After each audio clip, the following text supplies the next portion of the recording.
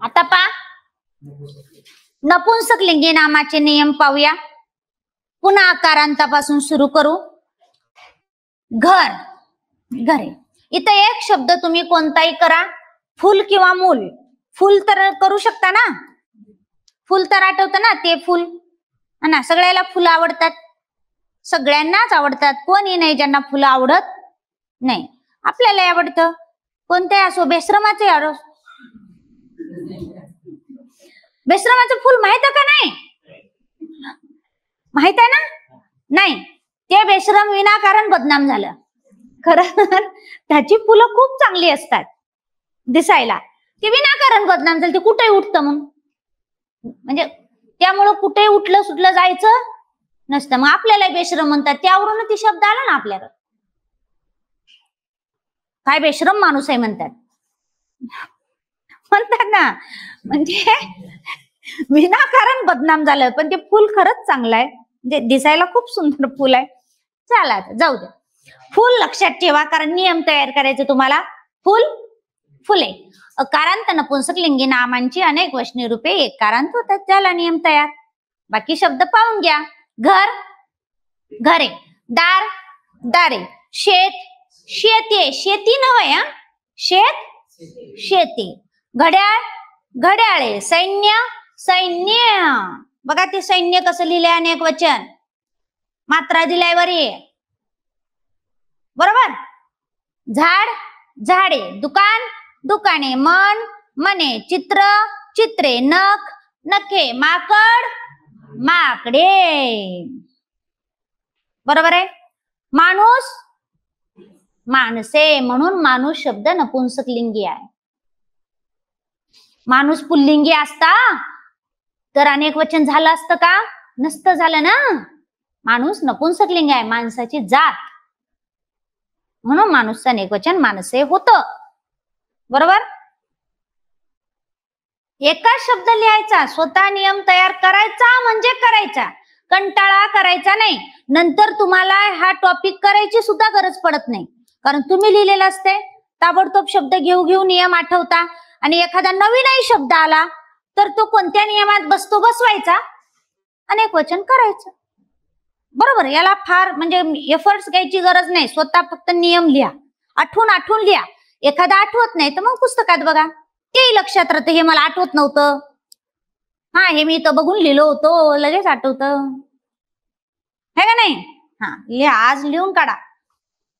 आता हे इकारांत नपुंसकलिंगी नाम, हे दोनच शब्दाचा नियम आहे. मोती, मोते. मिरी, मिरे. दोनच शब्दाचा नियम आहे. मोती, मोती. हा ना, ते मोती आणि ते मोते. हा, त्याला विकल्पाने हा आदेश घेऊ शकता, म्हणजे दोन्ही पद्धतीने लिहू शकता. मिरी, मिरे. मिरी माहिती का नाही? पोरगी नाही, हा, मसाल्यातली काळी मिरी. हा, त्याचा अनेक वचन मिरे. हा, काळी मिर्च. बरोबर. बाकी सगळे इकारांत नपुंसकलिंगी नामा अपवादात टाकून द्या. पाणी, लोणी, दही, आस्ती, टाकवणी, गुळवणी, चिंचवणी, सगळे अपवादात. फक्त दोनच शब्द, मोती, मोते, मिरी, मिरे. बस, पाठच ठेवायचे. चला घेऊ पुढं. पा, इथं दोन शब्द पाठ ठेवायचे. एक पाखरू, पाखरू, पाखरे. आणि एक पाखरे येतात आपल्या आयुष्यात. खरे पाखर. तुम्ही अजून कोणाला पाखरू म्हणत असाल तर ते तुमचं तुम्ही बघा. पाखरू, पाखरे. आणि असे पाखर मग आपल्याला अश्रू देऊन जातात. मग ते आपल्याला सोडून गेले, मग आपल्याला रडू येते, गेली सोडून, है ना.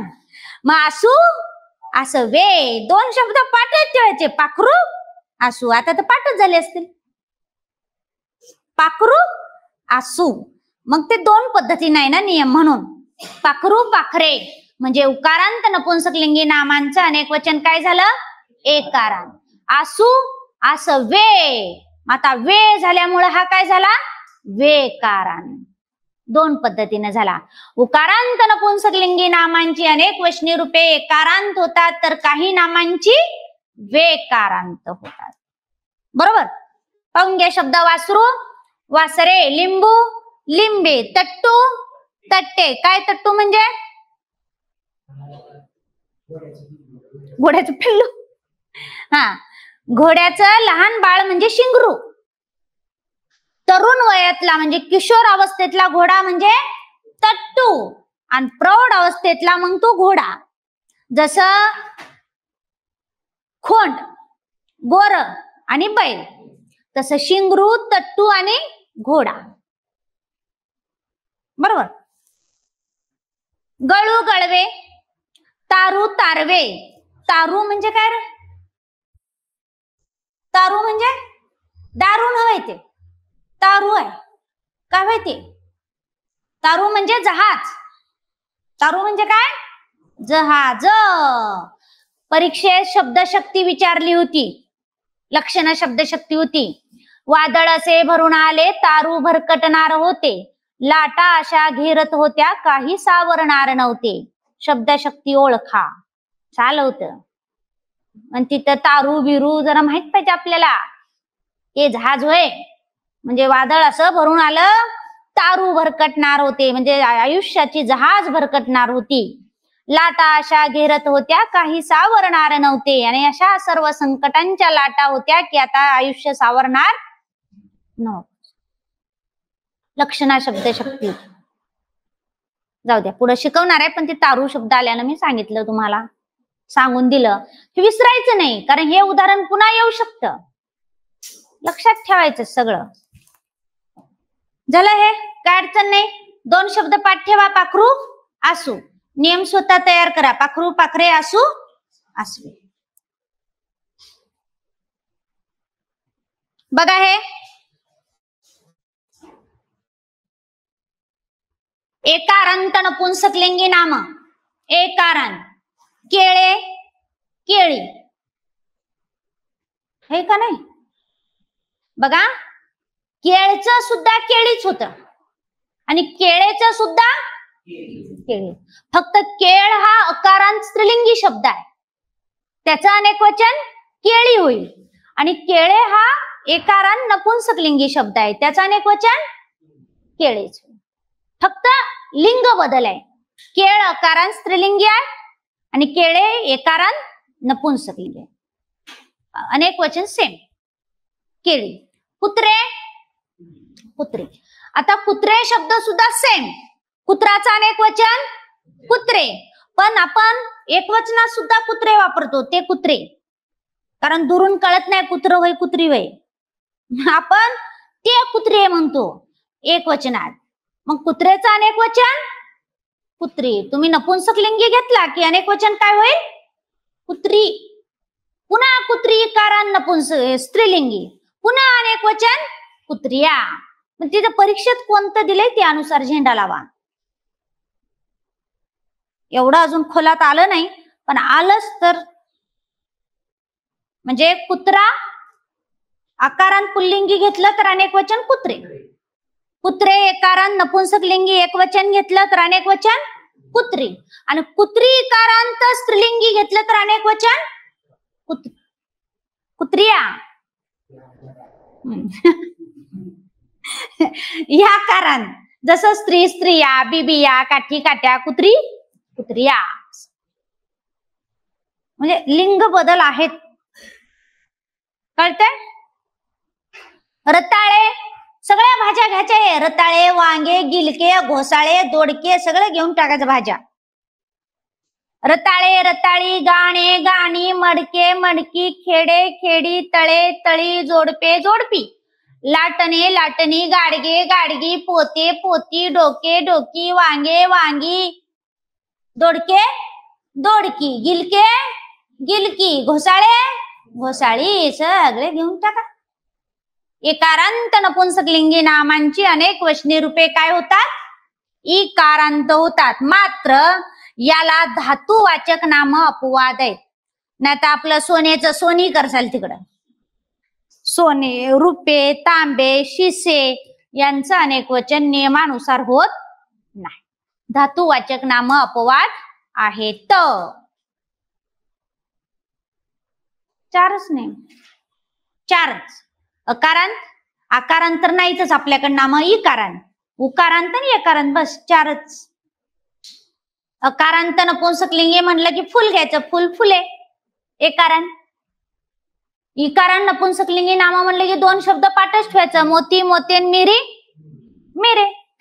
उकारांत नपुंसकलिंगी म्हणलं दोन शब्द पाठ ठेवा, पाखरून, आसू, बरोबर. आणि एकारांत म्हटलं की कोणतं बी एक, डोके, डोके, डोके, डोकी.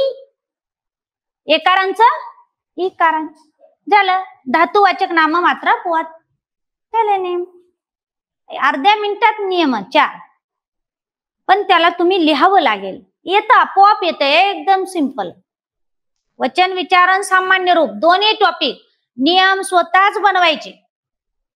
तुम्ही आज घरी गेले की झेंडा लावायचा, लिहून काढायचे नियम, एका पेजवर लिहायचं आणि उद्या पेज येताना घेऊन यायचं. कारण तुम्ही किती झेंडे लावाल ते मला माहित आहे ना घरी जाऊन. हे रारून, त्यामुळे आज लिहायचं शॉर्ट शॉर्ट, एक एक एक एक शब्द. अकारांत एवढं लिहायची गरज नाही ना. अचाई असलं लिहायचं ना, एवढं लिहायचं. लिहिता काय? उद्या घेऊन यायचा. हा, सगळ्यांचं पेज चेक करणार मी इथून तिथून. लाईट गेली होती आणि बाहेर गेलतो आणि बर्थडे होता आणि तिचा बर्थडे होता, काहीच कारण सांगायचे नाही. कारण हे दोनच टॉपिक मी यासाठी लिहायला लावते ते तुम्हाला त्याचं महत्व परीक्षेत कळेल, आता नाही कळणार. बाकीचे का लिहा म्हटलं नाही मी तुम्हाला, हे दोन लिहाच, कंपल्सरी लिहायचे. कारण ते नियम तुम्ही स्वतः तयार कराल ना, तिथं असं इझी प्रश्न येऊन जातात तुम्हाला. किती अवघड येऊ देत, किती अवघड. अवघड नाहीच आहे त्याच्यात काही, फक्त हे पोरं पाठ करतात, उपयोजन करत नाही व्यवहारात, म्हणून ते चुकून जातात. एवढंच होतं. हा, एका पेज मध्ये होते. हा हा, ओके. 3 बी गरज नाही, 2 बी लिहिले तर उत्तमच. वचन आणि सामान्य रूप, सामान्य रूप पुढे शिकवणारच आहे. चला घेऊ पुढे. आता बघा, हे संपले प्रॉपर लिंगानुसार, पुल्लिंग, स्त्रीलिंग, नपुंसकलिंग. पण वचनासंबंधी आणखी काही त्यांच्या लक्षणानुसार पण काही नियम आहेत, ते पण पेपरला येतात. आता हे मी ऑलरेडी तुम्हाला शिकवले कालच. नामांच्या 3 प्रकारापैकी फक्त सामान्य नामाचेच अनेक वचन होते. विशेष नाम आणि भाववाचक नामांचे अनेक वचन होत नाही. आणि जिकडे पण तुम्ही कराल तिकडे त्यांचा उपयोग सामान्य नामासारखा होतो, सेम. बघा, तेच तोच नियम इथं रिपीट आहे, काही वेगळं नाही. हे गाव नारदांचे आहे. आता नारद विशेष नाम आहे ना, केलं तुम्ही अनेक वचन, मग आता ते काय झालं? सामान्य. ही वतने कुलकर्ण्यांची आहेत. कुलकर्णी विशेष नाम, केलं अनेक वचन, झालं सामान्य नाम. आमच्या वर्गात 3 पाटील आहेत. पाटील विशेष नाम, पण तुम्ही 3 पाटील केले ना, झालं सामान्य नाम. आईने 16 सोमवारांचे व्रत केले. सोमवार विशेष नाम, सोमवारांचे केलं, झालं सामान्य नाम. होतच नाही. विशेष नाम भाववाचक नामांचा अनेकवचन होत नाही. जिकडं कराल तिकडे ती काय होणार? सामान्य. पाठच ठेवायचा नियम. हे बघा,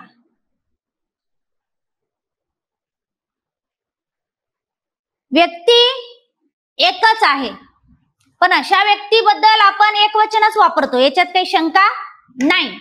पण ती व्यक्ती एक असून सुद्धा आपल्यापेक्षा मोठी आहे, त्या व्यक्तीबद्दल आपल्या मनात आदर आहे, आदर, तर अशा नामाबद्दल मात्र एकवचन वापरायचं नाही. अशा नामाबद्दल तुम्ही काय वापरणार?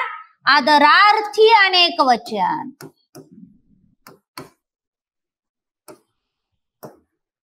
व्यक्ती एक आहे पण आपल्यापेक्षा मोठी आहे, त्या व्यक्तीबद्दल आपल्या मनात विशेष आदर आहे, हे दर्शविण्यासाठी अशा नामाबद्दल आपण आदरार्थी अनेकवचन वापरतो. बघा, शिक्षण मंत्री उद्या शाळेला भेट देतील. आता तुम्ही असं म्हणता का रे, शिक्षण मंत्री उद्या शाळेला भेट देईल? असं म्हणतो नाही ना, कारण शिक्षण मंत्री कोणी बी असो, त्या पदाबद्दल आपल्या मनात आदर आहे ना. आपला शिक्षण मंत्री, आपला मुख्यमंत्री, आपला गृहमंत्री आपलं वय ना ते. मग ते व्यक्तीबद्दल राग असेल, पण पद आपले आहे ना. शाळेची घंटा होता, शिक्षक वर्गात आले, असं म्हणतं काय शिक्षक वर्गात आलं नाही ना. आदर आहे ना, आदर. आता शिक्षक तर एकच आहे ना, पण आपण आदरार्थी वापरले. शिक्षक आले कारण त्या व्यक्तीबद्दल आपल्या मनात काय आहे, आदर आहे, आदर. बाबांनी पत्रकार परिषद घेतली, बाबांनी अनेक वचन केलंय तुम्ही तिथं. आदर आदर. आता बाबांनी म्हणजे काय बाबा अनेक आहे का, नाही, आदरार्थी अनेक वचन. बरोबर. सुमन काकू गावाला गेल्या. आता सुमन काकू गावाला गेली म्हणतो काय, नाही, म्हणजे आदर आहे ना, मोठी आहे ना, काकू आहे, मोठी आहे, आदर आहे, गेल्या. बरोबर. मी मुख्यमंत्र्यांना भेटलो, मुख्यमंत्र्यांना. आता मुख्यमंत्री का अनेक आहेत काय, नाही, पण आदर. माझे बाबा नानासाहेबांकडे गेले आहे, बाबा गेले आहेत, बाबा सुद्धा आदरार्थी अनेक वचन. बाबा गावाला गेले असं म्हणतो का, बाबा गावाला गेला. हल्लीची पिढी काही म्हणते ती जाऊ द्या सोडून, ते वाया गेलेले. बाबा गावाला गेले कारण बाबा आपल्यासाठी आदर आहे, आपल्यासाठी आदरार्थी अनेक वचन. हे तुम्ही आदरार्थी अनेक वचनच लिहायचं. तुम्ही केवळ एक वचन, केवळ अनेक वचन लिहायचं नाही. हे केवळ एक वचन अनेक वचन नव्हे, आदरार्थी अनेक वचन किंवा आदरार्थी बहुवचन. बहुवचन वापरू शकता, आदरार्थी बहुवचन, काही अडचण नाही. कळतंय. व्यक्ती एक आहे पण आपल्यापेक्षा मोठी आहे, त्या व्यक्तीबद्दल आपल्या मनात विशेष आदर आहे हे दर्शविण्यासाठी अशा नामाबद्दल आदरार्थी अनेक वचन किंवा आदरार्थी बहुवचन वापरू शकता, म्हणजे वापराच. हा नियम बघा. आई बाजारात गेली. आता आई मोठी आहे का नाही आपल्यापेक्षा, आहे, तिच्याबद्दल काय आदर नाही का, आहेच की, पण तरी आपण गेली म्हणतोय. असं म्हणतो का आई बाजारात गेल्या, नाही, गेली म्हणतो का, कारण व्यक्ती एक आहे, मोठी आहे, आदर पण आहे, पण ती आपल्या विषय जवळची आहे. कारण आपण काय पण आईला सांगतो, बिचारी सगळं सामावून घेते पोटात, है ना. बाबाला सांगायची डेअरिंग होत नाही, आईला सांगतो, आई बरोबर मॅनेज करते तिकडे बाबाला. पण आईला सांगतो ना, आई विषयी विशेष सलगी आहे, जवळीक आहे. म्हणून व्यक्ती एक आहे, मोठी आहे, आदर आहे, पण ती आपल्याविषयी जवळची आहे हे दर्शवायचं असेल तर अशा नामाबद्दल एक वचनच वापरले जाते. इथं आदरार्थी अनेक वचन वापरले जात नाही. बरोबर. दादा शाळेतून घरी आला. आता दादा आहे म्हणजे आपल्यापेक्षा मोठा आहे का नाही, दादा आहे म्हणजे आपल्यापेक्षा मोठा आहे, पण भाऊ आपल्या जास्त जवळचा असतो ना. आता लहानपणी तर असतो, नंतर हे डोके फोडून घेतात बिनडोक, ते वेगळं, हा ना. म्हणजे नाते सगळे संपत चाललेले, या डोक्यावर पडलेले. कालच मी कुठला तर व्हिडिओ बघितला, छोट्या भावानं मोठ्या भावाला मारून टाकलं ती रस्त्यात. अर हे ना बाळात्यात मेले पाहिजे, असले आहे ना जन्मतात मेले पाहिजे, सिरियसली. पण हे मरत नाही, हे चांगल्याला घालतात, हे मरत नाही. कलियुग आहे, कलियुग, हे चांगल्याला घालतात. असो. दादा शाळेतून घरी आला. दादा आपल्या जास्त जवळचा मोठा भाऊ, मग विशेष सलगी म्हणून त्याला वापरला. पण काय झालं र, हे दोघं हसताय. माझा स्वभाव कसा आहे माहिती का, मला वाह्यात वागणं कोणाचंच आवडत नाही, सिरियसली. आमची फॅमिली आजही एकत्र आहे. 16 माणसं एकत्र नांदतात, ते न भांडणं करता. कसले भांडण, काहीच नाही. मला ते आवडतं आणि आम्ही एवढं सिक्युअर फील करतो स्वतःला. कारण एकटं राहणं, आणि मी आयुष्यात कधीच एकटी राहू शकत नाही, की तेवढंच खरं आहे. कारण आता आम्हाला सवय पडली लहानपणापासून सगळे एकत्र. इव्हन माझ्या आत्याची फॅमिली सुद्धा आमच्या सोबत राहते, सवय पडून गेली. आणि माझे थोडेसे विचार आधुनिक म्हणण्यापेक्षा आदर्शवत आहेत. म्हणजे आपल्या कुटुंबाला काय गरजेचं आहे, कसं वागलं पाहिजे, येऊन मुलींनी मुलांनी सगळ्यांनीच. आता हल्ली पुण्यात काय आहे, पोरं शिकाले बोंबलत फिराले आणि ते मायबाप वृद्धाश्रमात घालायले. याचा अर्थ तुम्ही किती मोठे इंजिनियर झाला तर तुमचं शिक्षण शून्य आहे. तुम्ही शिकले नाही, तुम्ही साक्षर झालेत फक्त. तुम्ही सुशिक्षित सुसंस्कृत झालेले नाहीये. आणि खूप दुःख आहे रे. म्हणजे असले पोरं सुद्धा बाळात्यात मेले पाहिजे ज्याचे मायबाप वृद्धाश्रमात आहेत. मला भयंकर चीड येते, कारण मी स्वतः समाजसेवेत आहे. मला भयंकर चीड येते अशा लोकांची. कशाला? ठीक आहे, तुझं भावाचं पटत नाही, दे ना सोडून. त्यांनी तिकडं, तू इकडं. खूनच करायचे, मारायचेच. म्हणजे हे क्रिमिनल जे झाले, ठीक आहे, नवरा बायकोचं पटत नाही, दे तिकडं नवऱ्याला सोडून. त्याचा खून कायला करायचंय? हे भयंकर आहे ना, हे भयंकर आहे. म्हणजे ही पिढी कोणत्या कुठं चालली हेच कळत नाही. व्यभिचार, विवाहबाह्य संबंध, बिलकुल बिलकुल म्हणजे माझं डोकं सटकतं. मग बिलकुल डोकं सटकत. काय गरज आहे मग? कशाला नवरा केली? तिकडं बसायचं ना पेटेत जाऊन. वास्तव आहे का नाही? हे वास्तव आहे. म्हणजे भारतीय संस्कृती खूप महान आहे, पण आपण त्याचं वाटोळं केलंय. ते पाश्चात्य आपण अनुकरतो इकडं आंधळ्यासारखं. ते पण डोळस नाही, आंधळ अनुकरण आहे. तुम्हाला त्याचं एक उदाहरण सांगते. आपल्याकडे डायनिंग टेबल आला, हाय का आपल्या संस्कृतीत डायनिंग टेबल? आमच्या घरी पण नाहीये, आम्ही पण नाही घेतला. आता आम्हाला घडत नाही असं आहे का? मी आता घेऊन जाऊ शकते? नाही, आम्ही आणलाच नाही घरी डायनिंग टेबल. पण त्याचं कारण काय आहे? त्या थंडीच्या प्रदेशामध्ये हे जॉईंट जे असतात ना, हे असे आपल्यासारखे मुव्हेबल नसतात, हलत नाही. ते ताट असतात. आता जास्त थंडी पडू दे, आपलं शरीर वागतं का? नाही. मग त्यांना ते गरज आहे बाबा, त्यांना मांडी घालून बसता येत नाही. मग ते थोडस आत दर बसून सगळ्या गोष्टी करायच्या. त्यांच्याकडे ती गरज आहे ना. आपल्याकडे काय गरज आहे? बसता येत नाही जमिनीवर मांडी घालून? येते की नाही? येत. उलट ते आपल्या शरीरासाठी फायद्याचं आहे. त्याला वैज्ञानिक कारण आहे. तुम्ही तसंच बसा. जमिनीपासून मिळणारी ऊर्जा ही डायरेक्ट मेंदूला कार्यरत करते. त्याला कारण आहे. नाही, आपल्याला डायनिंग टेबल पाहिजे, आपल्याला काय काय पाहिजे. आणि ह्याने रोग वाढवून घेतले आपण. आधी माणूस 100 वर्ष जगत होत, आता चल 50-60व्या वर्षीच. हा, हे अनेक कारण आहे. म्हणजे मी खूप वेगळ्या विचाराची आहे. माझ्याकडे बघून जरी वाटत नसलं तरी, माझ्याकडे बघून जरी वाटत असलो बाई किती स्टँडर्ड, की स्टँडर्ड जरी मी असले तरी ते स्टँडर्ड माझ्या बुद्धीचं आहे इकडं. आणि ते विस्तृत पाहिजे. कसंही गुडघ्यात डोकं त्या घोट्यात डोकं कामाचं नाहीये, ह्या विचाराची मी आहे. त्यामुळे तुम्हाला असं कधी कधी वाटत असेल मॅडम एवढं, पण मी बोलते कारण मला कोणी वाह्यात वागलेलं जमत नाही. विद्यार्थ्यांनी सुद्धा. मी यांना असेल त्या बॅचला, पुण्यात जेव्हा माझी बॅच होती ना तेव्हा एक जोडी यायची बॅचला. आता इथं कॉमनच आहे जोड्या. आता आमच्या नांदेडला तसं आम्ही बसवत नाही. आमच्याकडे मुली वेगळ्या, मुलं, कारण तिकडे बघण्याचा दृष्टिकोन तसा आहे. आपण ब्रॉड माइंडेड आहे, ही गोष्ट वेगळी. पण एक जोडी यायची, इतके भांडायचे. मी रस्त्यात जाताना मला दिसायचे रोज भांडालेले, इतके भयंकर भांडणं. असं 2 वेळा बघलं, 3 वेळा बघितलं, 4 वेळा, 5 वेळा. नंतर वर्गात असं झापलं दोघाला बी. आणि त्यावेळेस संख्या खूप होती.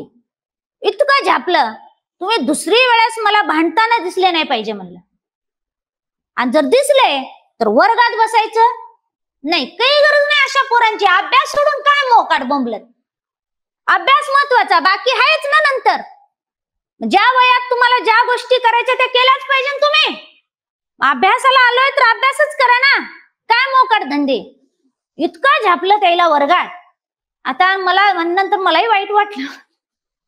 नंतर असं वाटलं बिचारे येणारच नाही. आले ना दुसऱ्या दिवशी. आणि एवढंच मला काही भांडताना दिसले नाही. कदाचित जागा बदलली पण भांडताना दिसले नाही. काय फायदा आहे रे भांडून? राग क्षणिक असतो, पण तो राग आयुष्याचं नुकसान करतो. राग आलाय ना, ठीक आहे ना, येऊ दे, डोक्यावर बर्फ ठेवा, बर्फ, काही बिघडत नाही. पुढचं नालाय काय समजायचं, समजायला काय हरकत आहे, हा ना. पण तुम्ही त्या रागात भांडणं केले, तुमचा दिवस वाया जातो आणि एक दिवसाचा अभ्यास वाया जातो. राग नाहीच, आपलं शांत डोकं. पुढचं किती शिव्या दिलं तर पुढच्याला अजून राग आला पाहिजे, एवढं शांत कसं आहे, असं स्वभाव ठेवायचा.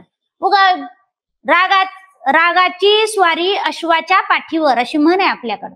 रागाची स्वारी अश्वाच्या पाठीवर. राग हा क्षणिक असतो आणि त्याने आयुष्याचं नुकसान होतं. कारण आपण काहीतरी भडाभडा बोलतो आणि बोललेले शब्द परत येत नाही.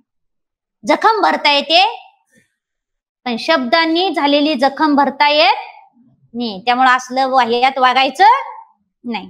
म्हणजे किमान एवढं तर करू शकतो, आपल्यामुळे कोणाला त्रास नाही झाला पाहिजे. फार काही परोपकार नाही केले तर एवढं तर करू शकतो, तेवढंच करा, बस झालं आपलं आयुष्य चांगलं. मॅडम हे कलियुग होय, कोण चांगलं वागतेय, आपण वागायचं. लयच गांधीजी व्हा असं मी म्हणत नाही, कारण हा भगतसिंगांचा महाराष्ट्र आहे, भारत आहे. गांधीजी व्हा असं मी म्हणत पण नाही, पण एका विशिष्ट लेवल पर्यंत आपण बिलकुल शांत राहू, पण ते राहायचंय, शक्यतो कुठेही जायचं नाही. त्यामुळं मी वर्गात सुद्धा बोलताना पोरांना हे वारंवार सांगत असते, अभ्यास महत्वाचा, अभ्यासांती. आता इथं सुद्धा मी तुम्हाला कालही बोलले की पहिली अकॅडमी बघितली मी अशी, जे सिरियसली त्यांचे म्हणजे इतकं प्रामाणिक इच्छा आहे की मुलं शिकावं चांगल्या पद्धतीनं.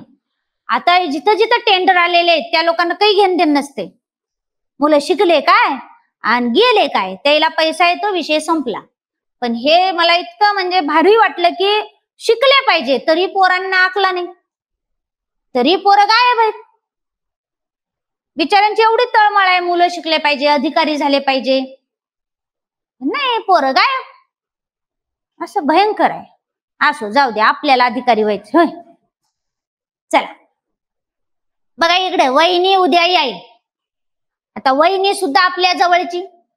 आता वहिनी दोन भावाला वेगळं करते ती गोष्ट वेगळी, पण जुन्या काळात ही जवळची होती ना.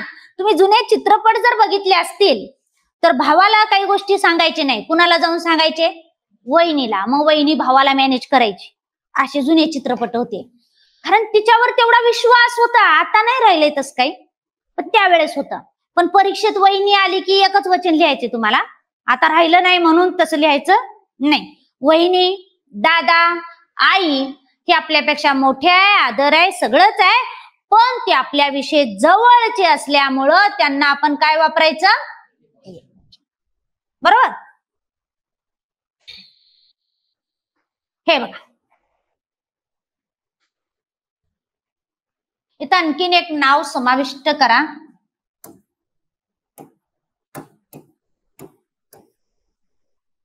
खडावा. मराठी भाषेत काही नामं मुळातच अनेक वचनी वापरली जातात, मुळातच. आता डोहाळे, कांजिन्या, शहारे, रोमन, चिपळ्या, ट्यापाट्या, क्लेश, हाल, कष्ट, हालपेष्टा, खडावा. आता खडावा म्हणजे लाकडी पादुका. लाकडी पादुका ते घालायच्या जुन्या काळात, हा ना, ते लाकडी पादुका त्या श्रीरामांच्या वगैरे वगैरे, ते म्हणजे खडावा. आता खडावा म्हणले की दोन आल्या ना ऍट अ टाइम. किती आल्या? दोन. एकाच पायात घालून फिरू शकतो का? नाही. म्हणजे याला एक वचन वापरतोय म्हणलं तर वापरता येतं का? नाही. मुळातच ते कसं आहे, अनेक वचन. आता आपल्याला कांजिन्या होतात. कांजिन्या होतात म्हणजे अनेक अशी फोडं येतात ना शरीरानं. असं होतं का एकच कांजिनी आली रोग बरा झाला? नाही होत. म्हणजे ते मुळातच कसं आहे, अनेक वचन. आता लेझिम आहे, लेझिमला चिपळ्या बसवल्या जातात, चिपळ्या. आता एकच चिपळी बसून त्या लेझिमचा फायदा आहे का? वाजल का ते? नाही. म्हणजे तिथं मुळातच त्याचा उपयोग कसा आहे, अनेक वचने. आपल्या अंगावर शहारे येतात, रोमांच येतात. शहारे रोमांच एकच शहारे. आता असं शहारे कधी येतात? भीती वाटले किंवा अचानक थंडी वाजली, अंगावर असे काटे उभे राहतात, काटे म्हणजे केस उभे राहतात. असं कधी होतं का? भीती वाटली आणि एकच केस उभा राहिलाय, होते काय? नाही, म्हणजे अनेक उभे राहतात ना. मुळात ही नामच कशी आहे? अनेक वचने. एक वचन वापर ना, आट्या पाट्या ती खेळायचं जुन्या काळात. हा ना, मलाही ते आठवत नाही कसला आहे, पण ते खेळतात, अजूनही खेळतात. अरे वा, होळीला खेळतात. काय असतं त्याच्यात? खो खो सारखं. अच्छा, तू कुठला आहे? भीमाशंकर पुणे. हा हा, भीमाशंकर माहिती मला. काय नाव तुझं? श्रीकांत. श्रीकांत नाही, श्रीकांत. आता अरुण खुश झाला असेल. अरुण म्हणला असेल बरं झालं दुसऱ्याचं.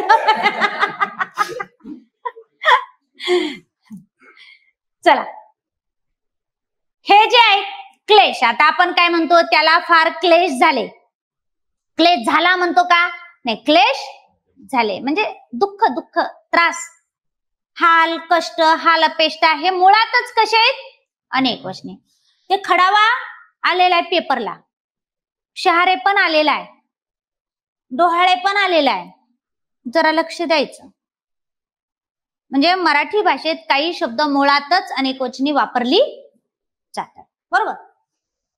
हे बघा इथं, आयुष्यभर त्याला खूप क्लेश झाले, त्या दृश्याने माझ्या अंगावर शहारे आले. शहारा आला नाही. कारावासात क्रांतिकारकांचे हाल झाले, हाल झाला नाही. मुळातच अनेक वचन. बरोबर? हे एक पाहून घ्या. विपुलता दाखवायची म्हणजे खूप आहे दाखवायचं, खूप पुष्कळ. तर अशा नामाचं आपण एक वचन वापरू शकतो. म्हणजे अनेक वचनही वापरू शकता, पण एक वचन वापरू शकता, कारण एक वचन वापरल्यामुळे तीव्रता जास्त व्यक्त होते. जसं आता यंदा भरपूर आंबा पिकला. आता आंबा पिकला तर काही एकच पिकलाय का? नाही, भरपूर आंबा. मग इथं काय होते? तीव्रता व्यक्त होते. आंब्याची तीव्रता म्हणजे भरपूरच पिकलाय. मग आता भरपूर आंबे पिकलं म्हणलं तर चुकलं काय? नाही, तेही बरोबर आहे. पण आंबा एक वचन बिलकुल वापरू शकता. तीव्रता अधिक व्यक्त करायची. बाजारात भरपूर कांदा आला. आता भरपूर कांदा आला म्हणजे एकच कांदा आलाय का? नाही, भरपूर. हा, कांदा म्हणजे एक वचन तुम्ही वापरू शकता. पंढरपुरात यंदा लाख माणूस जमले होते. माणसे म्हटले का? नाही, माणूस. हा ना. शेठजी जवळ खूप पैसा आहे. पैसे म्हटले का? नाही, पैसा. हा ना. बाजारात कांदा भरपूर आला. ओके, चालेल. म्हणजे विपुलता दर्शवायची असेल तर काही नामांची एक वचनी रूपे वापरता येतात. आणि लास्ट नियम,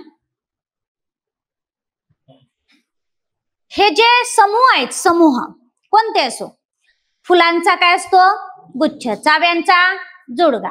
पक्ष्यांचा थवा. प्राण्यांचा कळप असतो ना. माणसांचा घोळका.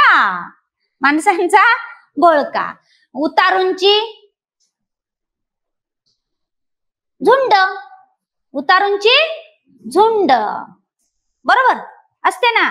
साधूंचा जथ्था. संतांची मांदियाळी. संतांची मांदियाळी. बरोबर? म्हणजे कोणतेही घ्या, समूह. मुंग्यांची रांग. समूह दर्शक जेवढे शब्द आहे हे नेहमी एकवचनी असतात. कारण आता गुच्छ म्हटले की गुच्छात खूप सारे फुलं असतात, पण तेवढ्या फुलांचा एक गुच्छ. रास आहे. आता राशीमध्ये खूप सारं धान्य आहे, पण तेवढ्या धान्याची एक रास. बरोबर? म्हणजे समूह दर्शक नाम ही नेहमी एक वचनीच वापरली जातात. हा, जर तुम्ही समूह अनेक मानले, 5 गुच्छ, तर अनेक वचन. मग काय प्रॉब्लेम आहे? 5 राशी अनेक वचन. 4 थवे अनेक वचन. बरोबर?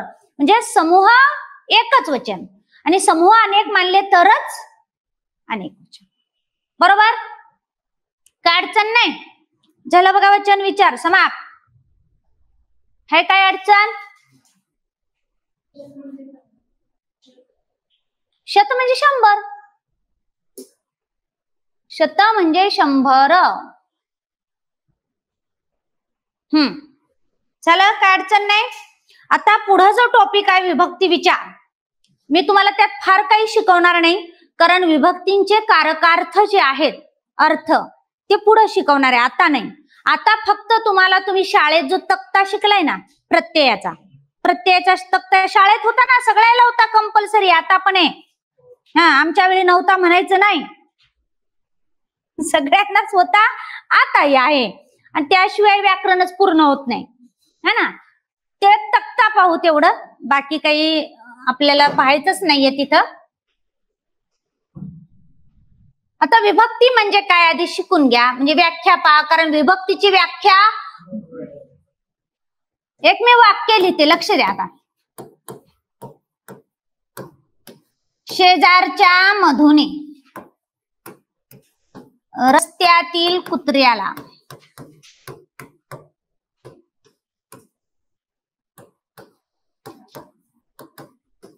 काठीने मारले.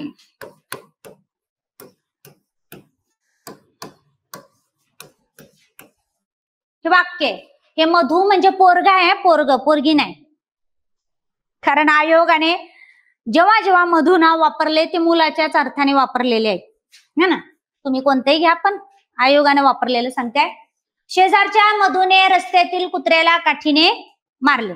आधी इथं काय, वाक्यातील प्रत्येक शब्दाचा क्रियापदाशी संबंध असतोच, असावाच लागतो ना, कारण क्रियापद हा सगळ्यात महत्वाचा घटक आहे वाक्यातला. म्हणजे वाक्यात कर्ता नसेल तरी चालेल, वाक्यात कर्म नसेल तरी चालेल, पण वाक्यात क्रियापद असल्याशिवाय वाक्य पूर्ण होत नाही. म्हणजे केवळ क्रियापदाने सुद्धा वाक्य तयार होतं, बरोबर. शेजारच्या मधूने रस्त्यातील कुत्र्यांना काठीने मारले. कोण मारले? शेजारच्या मधून. कोणाला मारले? रस्त्यातील कुत्र्याला. कशाने मारले? काठीने. म्हणजे प्रत्येकाचा संबंध क्रियापदाशी आहे. तसाच तो एकमेकाशी पण आहे. मधू कुठला आहे? शेजारचा आहे. कुत्रा कुठला आहे? रस्त्यातला आहे. यांचा पण आहे ना, ह्यांचा पण आहे, या प्रत्येकाचा क्रियापदाशी पण आहे.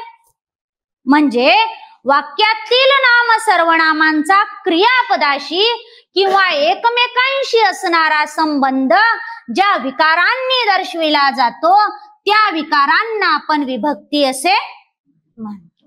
ही व्याख्या वारंवार पेपरला आलेली आहे. वाक्यातील नाम सर्वनामांचा क्रियापदाशी किंवा एकमेकाशी असणारा संबंध ज्या विकारांनी दाखवतात त्याला म्हणायचं विभक्ती. आता हेच वाक्य मी जर असं लिहिलं, शेजार मधू रस्ता कुत्रा काठी मार, कळत नाही. हा अर्थ तुम्हाला कशामुळं कळतोय?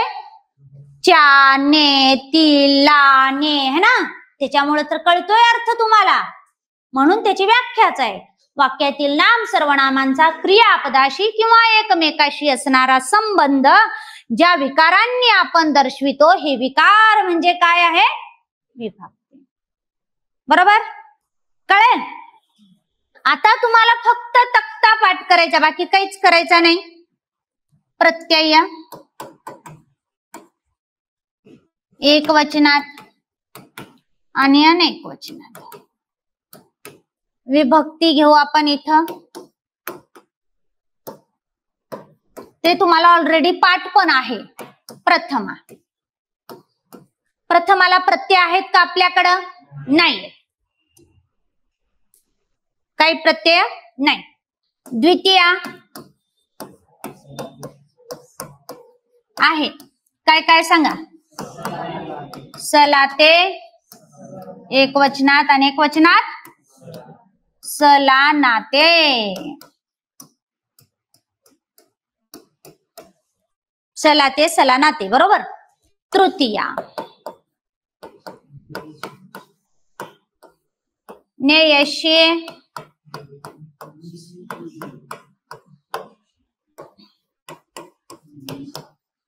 निशी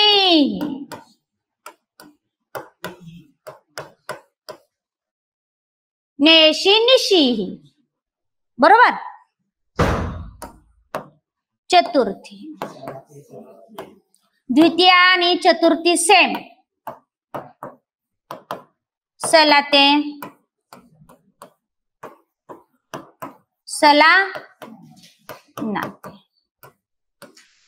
हे बघा, हे जे द्वितीय आणि चतुर्थी विभक्तीतला फरक आहे ना, पहिल्यांदा आपल्याच पुस्तकातून मी मार्केटमध्ये आणलंय. पहिल्यांदा, नंतर कॉपी केला असेल लोकांनी ती गोष्ट वेगळी. पण अगोदर लोक एवढंच शिकवायचे, संप्रदान असतं तेव्हा चतुर्थी, संप्रदान नसतं तेव्हा द्वितीया, एवढंच शिकवलं जात होतं. आणि नंतर जेव्हा मी तो फरक स्पष्ट केला की असं नसतंय, कारण प्रश्न तर यायचे, आई गावाला गेली चतुर्थी, आणि मग पोरं कन्फ्युज व्हायचे, इथं कुठं संप्रदान आहे तरी चतुर्थी, कारण हे कुठंच क्लिअर केलं नव्हतं. द्वितीया कुठं लावायची आणि चतुर्थी कुठं लावायची, पहिल्यांदा आपल्या पुस्तकातून आणलं मी, पहिल्यांदा. तिथं मग मुलं तेव्हापासून क्लिअर झाले, द्वितीया कुठं लावायची, चतुर्थी कुठं, माहिती का नाही? मी सांगते, राहू द्या, पुढं सांगते, वेट करा फक्त. असो, चला पुढं घेऊया. पंचमी सांगा. ऊन होन, ऊन होन.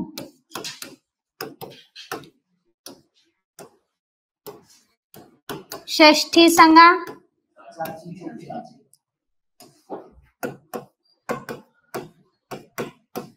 चा ची चे च्या. सगळे घ्यायचं, चाची पण घ्यायचं आणि चेच्या बी घ्यायचं.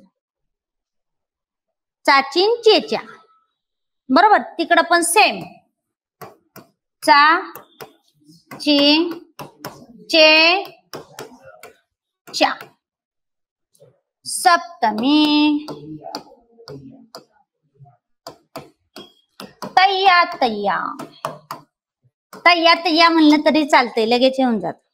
हा, तय्या तय्या. आणि अष्टमीला आपण म्हणतो संबोधन. संबोधनाला एक वचनात प्रत्यय नाही, अनेक वचनात नो, कारण एक वचनात असायचं कारणही नाही ना, आपण डायरेक्ट हाक मारतो, श्रीकांत इकडे ये, प्रत्ययाची गरज आहे का? नाही. अनेक वचनात आहे, मुलांनो इकडे या, बरोबर. चला, एवढंच पाठ करायचे, समाप्त.